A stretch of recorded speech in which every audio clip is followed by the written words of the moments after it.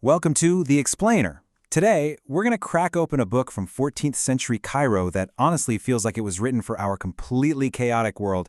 It's not a long story, it's a collection of these short, sharp insights designed to cut right through the noise and guide you to a much deeper understanding of yourself. Okay, check this out. This is the very first piece of wisdom in the whole book, and it is a powerful one. I mean, think about it. If you're relying only on yourself, banking everything on your own efforts, what happens when you inevitably slip up? You lose hope. It just evaporates. So right from the get-go, the book forces us to question our modern obsession with self-reliance and ask, where does true strength really lie? And yeah, that's really the big question here, isn't it? What makes this book, the Hikam al-Ata'iyya, so incredibly powerful is that it's a collection of Sufi aphorisms. These are short, potent sayings that you're not just supposed to read. You're meant to sit with them, contemplate them, and kind of unlock them over time. So how on earth did this little collection of sayings become this major spiritual classic that's been around for over 700 years? Well, to really get that, we have to look at where it came from. The Hikam has been a cornerstone of spiritual teaching in the Islamic world for centuries, and its influence, well, it has only grown from there. You see, the original text isn't some long, drawn-out story. It's a collection of these short, super dense sayings in Arabic. Each one is like a little seed of wisdom that really requires some careful unpacking. And to understand how these seeds were planted and then cultivated, we have to meet the two key figures behind this incredible legacy. First up, we need to meet the master architect of these words. He wasn't just a writer, He was a profound teacher whose life experience is just poured into every single one of these aphorisms. So Ibn Ata'Allah lived right in the heart of the Mamluk Sultanate, which was a major center of power and culture. He was born in Alexandria, then became this renowned teacher in Cairo at Al-Azhar. And Al-Azhar was, and frankly still is, one of the world's most important centers of learning. So his work is a direct product of that incredibly rich, vibrant environment. But here's the thing, the aphorisms are so dense that their brilliance might have been lost on a lot of people without a guide to help unlock them. And that guide, he came along almost a century later, from a totally different corner of the world. This is Ibn Abbad. He was born in Andalusia, in what is now Spain, and he later became a famous scholar over in Fez, Morocco.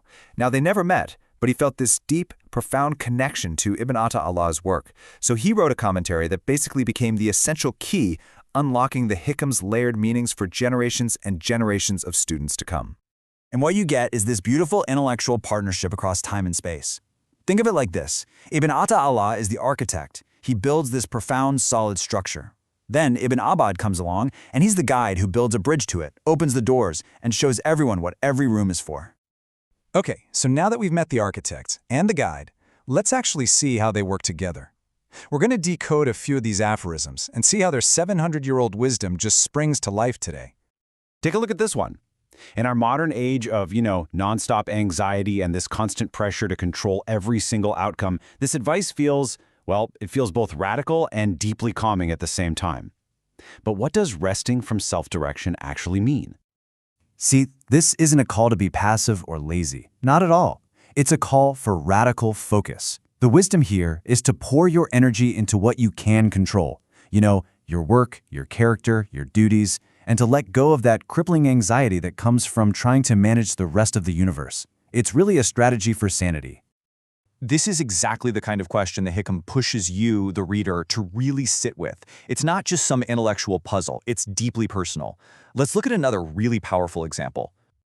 This next one, wow. It's a direct challenge to our whole modern obsession with fame, with personal branding, with constantly being seen. It suggests that real, meaningful growth happens in the dark, far away from the spotlight. This gets right to the very heart of sincerity. And the metaphor is just perfect. A seed has to be buried to develop strong roots before it can grow. If it shoots up looking for the sun too early, it just withers and dies. The book argues the exact same thing is true for us. The most important work you do on yourself is the work that nobody else sees, because that's the only work that's truly for you. So, after 700 years, after crossing all these different cultures and languages, why does this book still resonate so deeply with people all over the world? Why do we still turn to these little aphorisms for guidance? The Hikam endures because it doesn't just talk about the problems of the 14th century, it addresses the fundamental human condition. Our timeless struggles with ego, with hope and despair, with our desperate need for control, and our search for a deeper purpose. It's all in there. The problems just wear different clothes today. And we'll end with this final thought from the Hukam. It's a powerful reminder that our outer life is really just a reflection of our inner reality. Our actions, our words, our whole presence in the world, they all grow from a hidden inner garden. So the final question the Hukam leaves us with is a simple one. What are you cultivating in your unseen world?